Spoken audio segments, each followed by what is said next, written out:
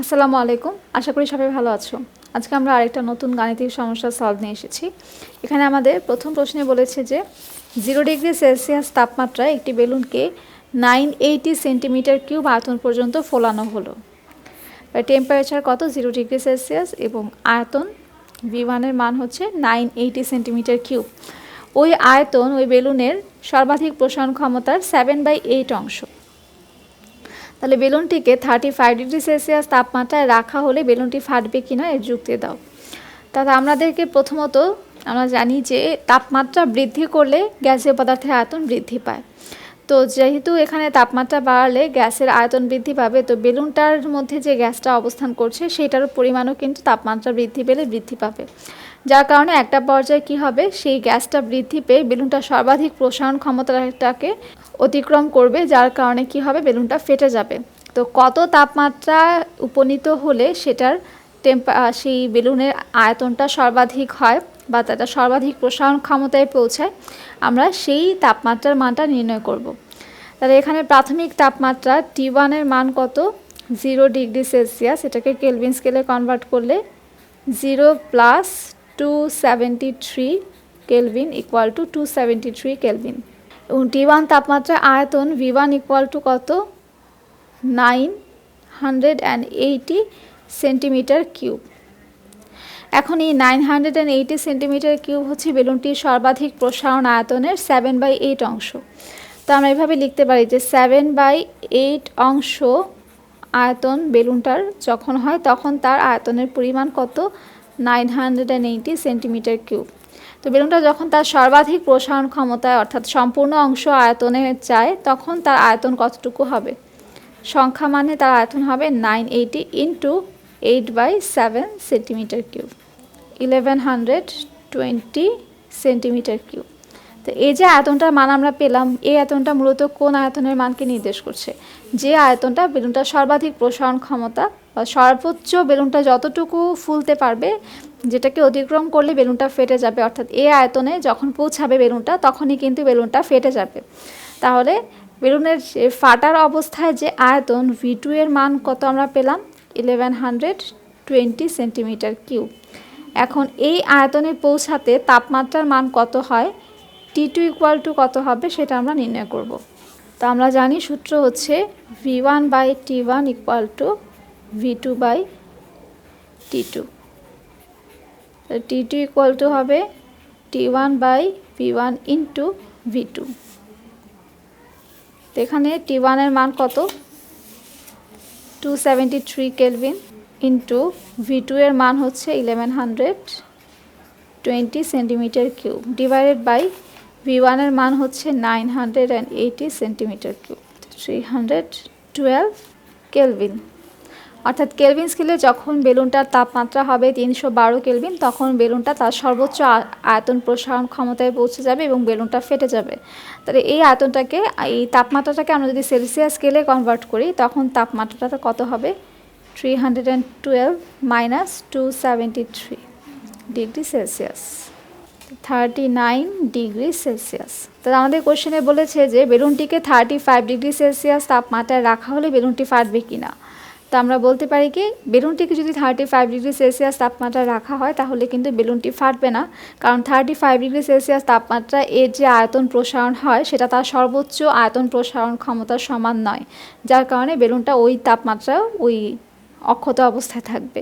যখনই তাপমাত্রা 39 degree Celsius বা এর চেয়ে বেশি হয়ে যাবে তখন বেলুনটার আয়তন প্রসারণ সর্বোচ্চ পরিমাণ হবে এবং বেলুনটা ফেটে যাবে। তো এটা গেল আমাদের প্রথম অঙ্কের সমাধান। এখন আমরা দ্বিতীয় অঙ্কটা সলভ করব। তো আমাদের দ্বিতীয় অঙ্কে বলেছে স্থির চাপে 100 ডিগ্রি সেলসিয়াস তাপমাত্রা নির্দিষ্ট ভরের নিয়ন গ্যাসের আয়তন 200 মিলিলিটার হলে 0 ডিগ্রি সেলসিয়াস তাপমাত্রায় ওই গ্যাসের আয়তন কত হবে? তাহলে তাপমাত্রা, প্রাথমিক তাপমাত্রা T1 এর মান দেওয়া আছে 100 ডিগ্রি সেলসিয়াস।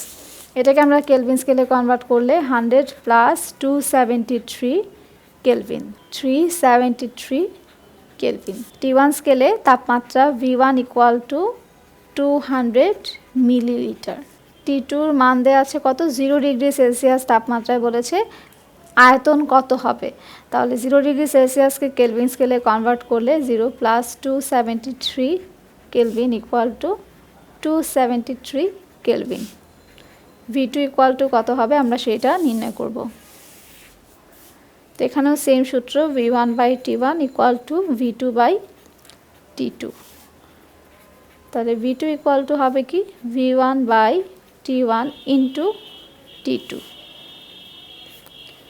V1 এর মান 200 মিলিলিটার, T2 এর মান 273 কেলভিন, T1 এর মান 373 কেলভিন।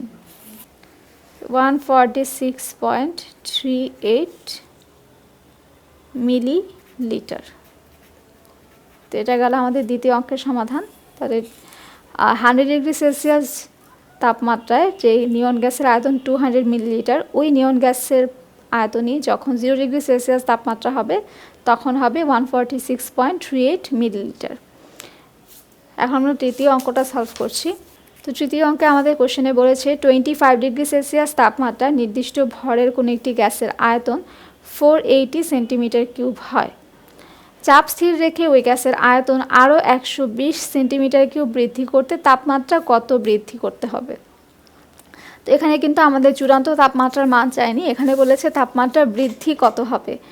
তো এই ক্ষেত্রে আদি তাপমাত্রা T1 এর মান কত 25 ডিগ্রি সেলসিয়াস, এটাকে আমরা কেলভিন স্কেলে কনভার্ট করলে 25 প্লাস 273 কেলভিন 298 কেলভিন।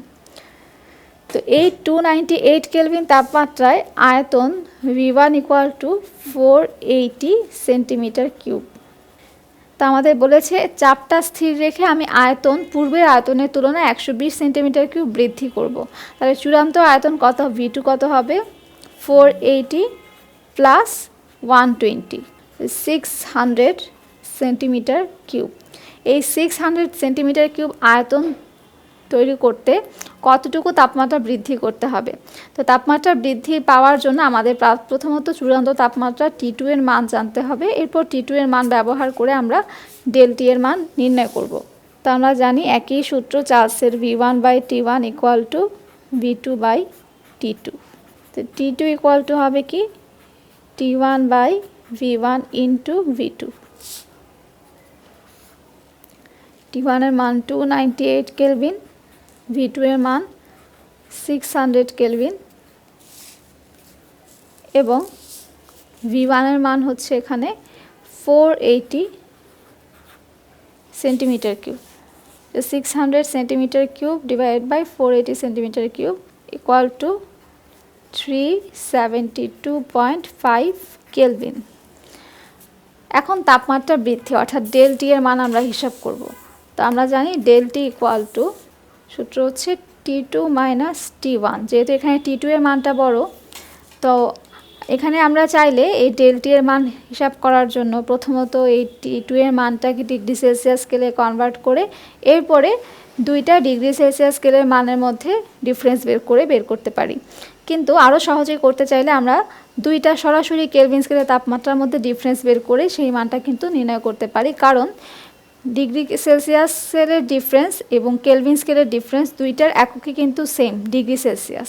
এটা কেন হয় এটার কারণটা কিন্তু আমরা ব্যাখ্যা করেছিলাম এর আগে আরেকটা অঙ্কে, যে যখন আমরা দুইটা কেলভিন স্কেলের তাপমাত্রাকে ডিফারেন্স করি তখন কিন্তু দুইটা তাপমাত্রার ডিফারেন্সেই দেখা যায় 273টা অলরেডি বাদ পড়ে যায়, যার কারণে সেই ডিফারেন্সটা কিন্তু ডিগ্রি সেলসিয়াস স্কেলের ডিফারেন্সের সমান হয়। তাহলে এখানে মানটা হবে কি 372.5 Kelvin minus 298 Kelvin equal to 74.5 degree Celsius. অর্থাৎ যদি চাপ স্থির রেখে ওই গ্যাসের আয়তন 120 সেন্টিমিটার কিউব বৃদ্ধি করার প্রয়োজন হয় তাহলে তাপমাত্রা 74.5 ডিগ্রি সেলসিয়াস বৃদ্ধি করতে হবে। তো এই ছিল আজকে আমাদের গাণিতিক সমস্যার সমাধান। আশা করি সবাই বুঝতে পেরেছো। সবাইকে অসংখ্য ধন্যবাদ ভিডিওটি দেখার জন্য।